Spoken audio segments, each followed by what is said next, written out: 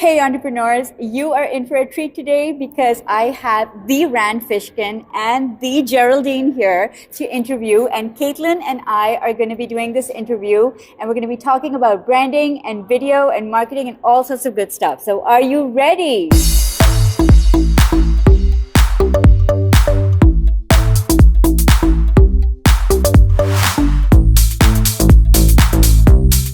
Hey guys, if you want to know more about personal branding with video, you are in the right place. My name is Salma Jafri. I'm a video content strategist, and you need to be subscribed to this YouTube channel. So go ahead and click the red subscribe icon, and don't forget to hit the bell notification so you are the first to know when I upload a new video. We're here talking with Rand and Geraldine, who just spoke at a conference right now, and we're both watching, and it was awesome to see both of you. And it's really nice to see both of you together. So do you do this often, like couple conferencing? This is only the second time ever. Yeah. How does that feel?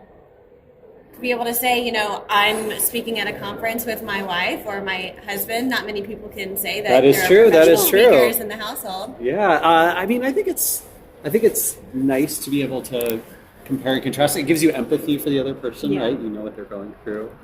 Okay, so honestly, who was the better speaker? I mean, Rand had more time, and he's done this more than I have, but I was still better. Like, I think that's basically what we've concluded. Right? Do you guys compare quips? Like, who has the funnier jokes? So here's a secret about Rand. He doesn't actually practice his talks at all.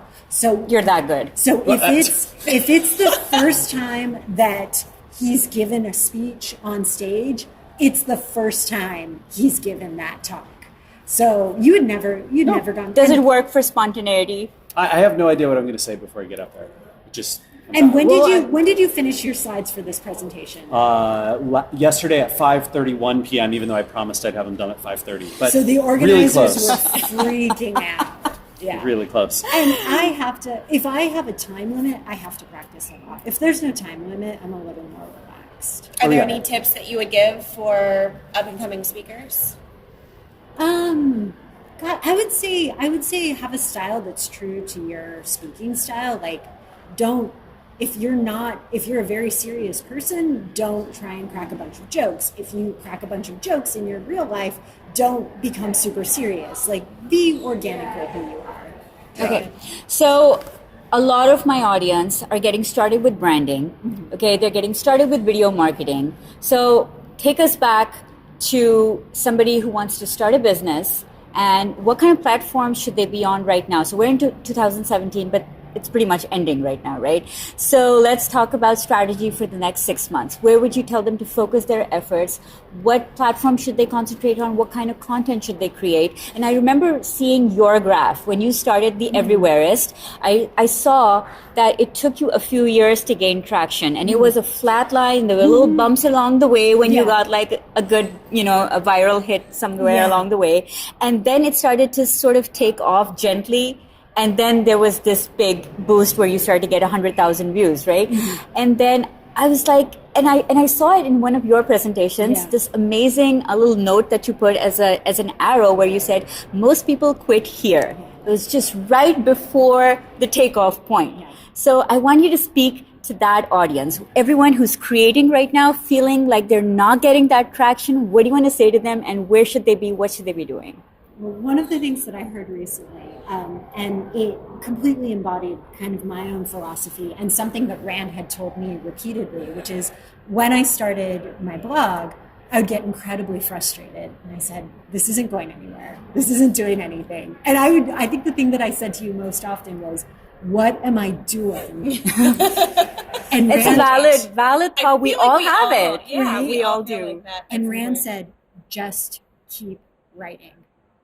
And one of the articles that I read recently was from someone who said, look, you might be smarter than me, you might be more talented than me, you might have more resources, but I will outwork you. No matter what, I will outwork you. And I was like, oh, dang. And I do think that part of what I had when I started the blog, and I talk about this a lot, is I had more time than other people. And so find the one thing that you can do better than anyone else. You might take better photos, you might have more time, and do that. And I would also say consistency is key. So for me, it was every single day I was going to put a post up. And it was awful. And it actually made things almost worse. But I do think that if you have that consistency, after a certain number of years, something will happen. You talked a lot about failure in your talk today, and I think the idea of failing forward and continuing to persevere will help you get over the hump and figure out, what your determination of success is. Yeah, so. And I mean, wow, that made my talk sound way better than it was. It was all that. The highlight reel. But I do think that's one of the things, like you're trudging through and there's no audience and there's no response. And that is when people give up. And I think that's what you need to work through. And how do you know that you're good enough to continue? I almost think you don't need to be good enough. You just need to keep going. I think a lot of people, we say this all the time, like done is better than good. What about talent versus hard work? I think talent will get you part of the way, but eventually that peters out. Yeah. Right? I mean, hard work improves talent. Talent that doesn't work stays static. So you can be that's tweetable, though. Yeah, you can be the greatest writer in the world if you never produce anything. It doesn't matter. Yep. And you can be a mediocre writer and sell tons of books. And a lot of mediocre writers sell lots of books. We're not taking any names, so. My mom always says completion versus perfection. Yeah. Don't worry about it. You can always go back. You can always tweak. You can always make better. But just finishing. Yeah, perfection is the enemy of. Okay, but what about like adding noise to the world? It's like you're creating content and you're doing a lot of stuff. Yeah, I mean, I think this is where empathy and audience understanding comes into play. Right. So If strategy. you're just creating, I don't want to say only for yourself, but if you're only, especially in the business world, right? If you're writing B2B type of content and you're pumping it out because you think you're supposed to, but you have no empathy for your audience. You can't put yourself in their shoes. You don't know what they actually want. Well, you're probably yelling at a wall. Mm-hmm. But if you can imagine their pain and their struggles and think to yourself and know for a fact, I know that when they walk out of a talk at a conference, they're all thinking about this. I know when they struggle with this piece of their job, they're all wondering, how did this person have success at it? And if you can attack those problems directly, I think you build up an audience. You talked a little bit in your talk about link building, essentially, and guest posting and things like that, and being relevant. So kind of going back to your original question of going into 2018, what should people focus on? What kind of content? Where should they be? Do you have any recommendations there? Yeah, I mean, that's a good question. Yeah, for the guest contribution side of things, I think one of the keys is not to think of it exclusively as just like, oh, this is the way I get links, but rather to say, oh, I am struggling to achieve the rankings, the reach, the amplification that I want on my own platform. Let me see if I can leverage some other people's platforms to try and do that. And there's a bunch of powerful ones out there on the web that I pointed to in the presentation that give you reach far beyond what maybe your small website could achieve. And that's pretty exciting. I mean, Geraldine just wrote for Refinery 29. That probably got thousands of visitors that wouldn't have ordinarily come to your website. And now hopefully many of them are following you. And I just want to quickly ask you, this is on YouTube.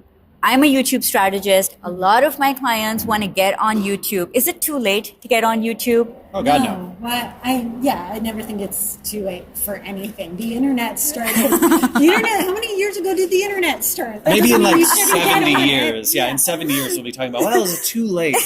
Even then, I think what is true today is that you have to be better in your sphere than what exists. But that's true universally. And you don't mean better in terms of just production quality. You mean better in terms of being able to articulate what you want to say and be able to be aligned with your audience. Yeah, giving people something that they truly want, something that's different. So better doesn't just necessarily mean more money or technical or more resources. It just means more you.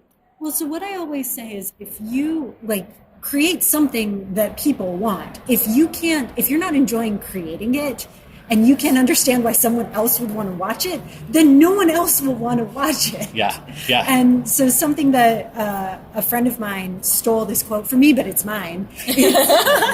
Our friend Will Reynolds took it, and he does attribute it to me. It's be the search result that you want to find. And I would say be the video that you would want to watch, and be the blog post that you would want to read. Yeah. Does that sort of automatically mean don't try and be the expert all the time? Oh, yes, absolutely. You know, because we're always trying to pretend like we know everything. Yeah. And we're, credible and authoritative and we're there, and so follow us. So does that mean that, have more vulnerability and just, be a little bit more, make your mistakes and own them? So vulnerability is a great way to build an audience, because people can relate to that and they know that they're not alone. And I think walking through the learning process, which is something that Rand experienced with his blog, the SEO Moz blog, which was what Moz was before, started because Rand was trying to answer his own questions about SEO.